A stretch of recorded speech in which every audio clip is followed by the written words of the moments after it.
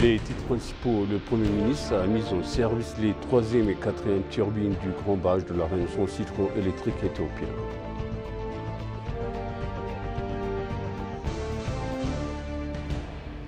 Le ministre de l'État de la paix, Khaireddine Tazzara, a demandé aux institutions religieuses de renforcer leur rôle dans la construction d'un pays durable.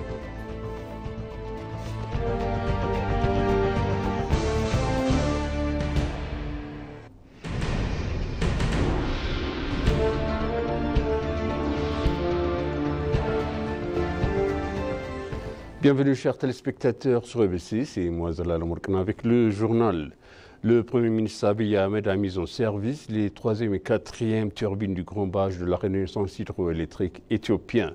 Le Premier ministre a annoncé sur sa page de réseaux sociaux que les 3e et 4e turbines de notre barrage Renaissance ont commencé à fonctionner hier. Il a déclaré que les autres unités étaient mises en œuvre conformément au plan.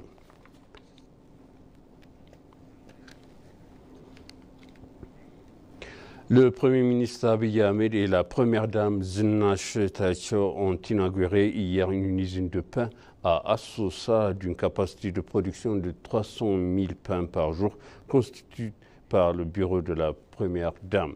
Dans l'État de Benshangul-Gumz, le bureau de la Première Dame a également construit 2 lycées. Au niveau national, plus de 30 lycées et plus de 12 usines de pain ont été construits par le bureau de la Première Dame avec un financement assuré dans divers partenaires et collaborateurs, a publié Abiy Ahmed. À l'occasion de la plantation d'une journée, nous avons également planté des semis dans l'enceinte de l'usine de pain, a-t-il ajouté.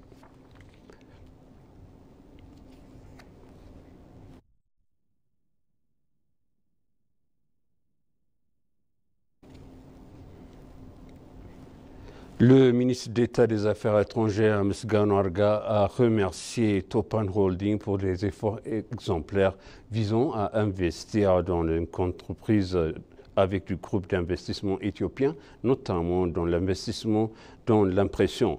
Avant la réunion ministérielle de TICAD au Japon, l'ambassadeur Misgano a rendu visite à Topan Holding Incorporated, a eu une discussion constructive avec Kazunori Sakai, vice-président exécutif et directeur de l'exploitation, le 23 août 2024.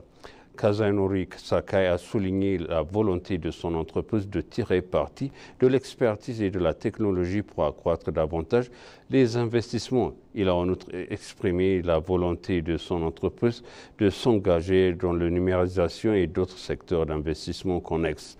Au cours de la discussion, l'ambassadeur Misgano et les membres de la délégation ont visité la salle d'exposition de l'entreprise, le musée de l'impression et les laboratoires stimulation de réalité virtuelle.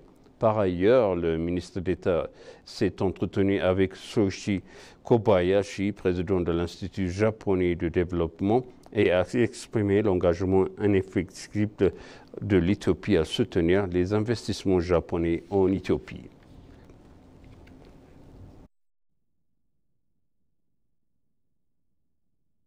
Le ministre d'État de la paix, Khaireddine Tazzara, a demandé aux institutions religieuses de renforcer leur rôle dans la construction d'un pays durable dans le pays. Une conférence de paix s'est tenue dans la ville de Gambella sur le thème « L'éducation religieuse pour un pays durable ». Il a confirmé que le ministère est prêt à travailler ensemble pour que les institutions religieuses puissent remplir leur rôle en renforçant le respect, la solidarité et la paix.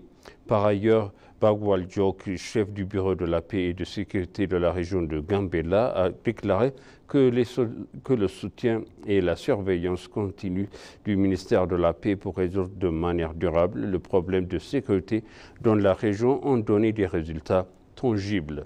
Le ministre a exprimé sa gratitude pour la conférence de paix organisée pour pérenniser la paix trouvée dans la région et renforcer le rôle de la partenariat des institutions religieuses. Il a compris que le travail aux côtés du gouvernement pour résoudre de manière pacifique les différends à l'avenir en tant que région et en tant que pays.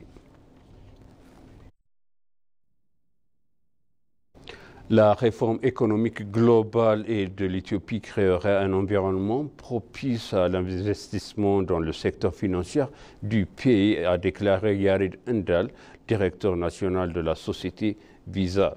Le directeur national a déclaré à l'ENA que la réforme économique encouragerait les investissements étrangers à investir sur les marchés financiers éthiopiens. La réforme crée plus de confiance pour les investisseurs étrangers qui peuvent venir opérer sur le marché et augmenter le volume de flux de devises étrangères vers le pays, a-t-il ajouté. Selon lui, toute cette transformation change vraiment le paysage du secteur financier en Éthiopie. En outre, le directeur national a expliqué que la réforme économique offrirait de nouvelles opportunités aux banques et institutions financières nationales pour développer leurs capacités technologiques, car l'ouverture du marché inspire et attire la concurrence étrangère qui viennent avec beaucoup d'expérience pour investir en Éthiopie. L'université de police éthiopienne a diplômé les policiers formés sur le campus d'Aposto et de Sandafa qui sont passés de sergent-chef en inspecteur adjoint et ont également été formés au premier cycle d'enquête criminelle tactique novice. Le commissaire général de la police fédérale, Dembalash Gabre-Mikael, a dévoilé que les forces de sécurité de notre pays prennent des mesures pour faire respecter la loi contre les groupes terroristes et extrémistes et qu'elle ne constitue pas une menace pour les forces de sécurité de notre pays qui causent des problèmes dans certaines régions de notre pays en perturbant la paix et la sécurité de la société, tuer des innocents, kidnapper et piller les richesses et les biens. Il a indiqué que des mesures strictes d'application de la loi sont prises pour tenir les responsables devant la loi les groupes anti-paix et qui terrorisent la population en utilisant divers médias qui se consacrent à leurs estomacs et que cela continuera à être renforcé. Enfin, les diplômés ont pour instruction de service leur pays et son peuple avec égalité et loyauté sans créer des différences entre les citoyens sur la base de la race, de la nationalité, du sexe, de la langue, de la région, de l'opinion politique et de l'origine sociale, de la génération économique ou de toute autre position.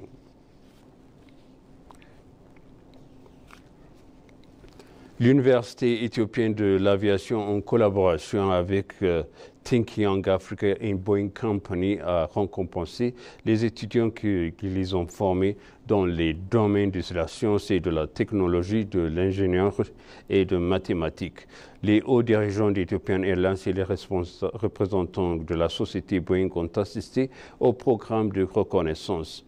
Elsat Adele, responsable du conseil de l'Université éthiopienne de l'aviation, a déclaré que l'Université de l'aviation, en collaboration avec le Boeing Company et Think Young Africa Technology Company, organise une telle formation chaque année. Le chef du bureau africain de la société Boeing, Enoch Tafarra, a dit qu'ils ont déclaré que les sociétés Boeing travaillent avec diverses institutions du secteur de former les professionnels de l'aviation qualifiés. En outre, les étudiants qui ont suivi la formation de 6 semaines sur le terrain ont déclaré que la formation des aide dans les domaines professionnels dans lesquels ils souhaitent exercer dans le futur et qu'ils ont acquis de nouvelles expériences.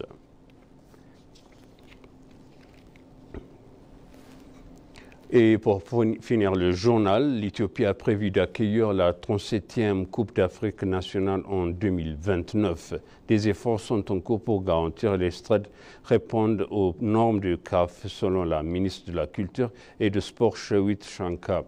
Une première pierre a été posée pour la construction d'un stade polyvalent dans la ville d'Arba Minch, dans l'état sud de l'Éthiopie.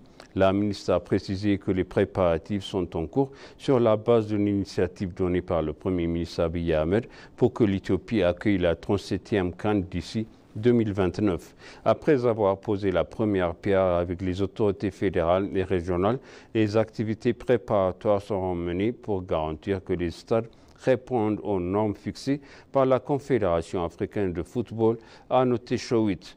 En outre, Chaoui a expliqué que la contribution du stade à la prospérité du pays sera cruciale en accueillant divers événements nationaux, continentaux et internationaux et en attirant le tourisme sportif et en stimulant l'activité commerciale.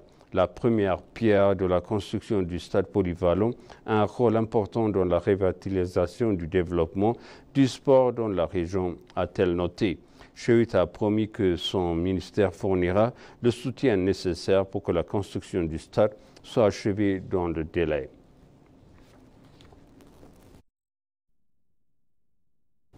Et maintenant, je rappelle les titres principaux. Le Premier ministre a mis en service le 3e et 4e turbin du grand barrage de la Renaissance hydroélectrique éthiopien.